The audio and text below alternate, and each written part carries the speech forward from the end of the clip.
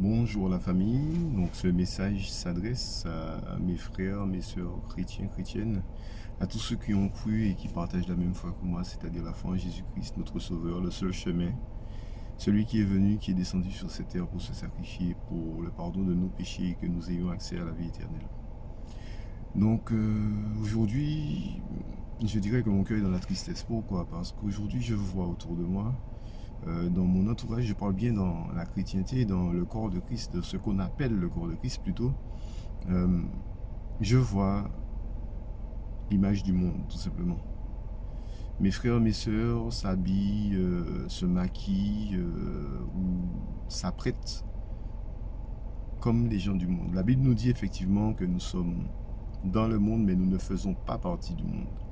Comprenons une chose, à tous ceux qui ont été appelés et qui professent Jésus-Christ, tous ceux qui ont été choisis et qui sont devenus par là même saints, la Bible nous dit que l'amour du monde est inimitié contre Christ. Les phénomènes de mode ne sont pas censés nous atteindre. Je ne dis pas qu'il ne faut pas s'apprêter un minimum, ce n'est pas un souci. Maintenant, ça ne doit pas être le centre de notre intérêt.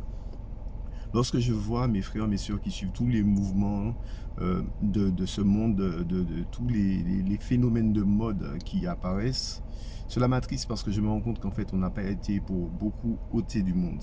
Nous n'avons pas été ôtés du monde, non pas de façon physique, mais je parle de façon spirituelle. En fait, nous sommes encore esclaves de ce monde et malheureusement, cela nous conduira à la ruine, à notre perte.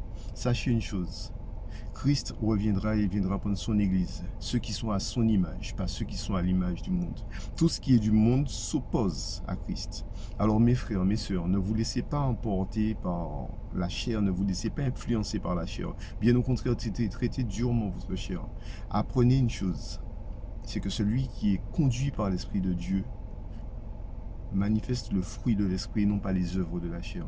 Comprenons une chose, la mode vient du monde. La sanctification vient de Christ. Sanctifiez-vous, mes frères.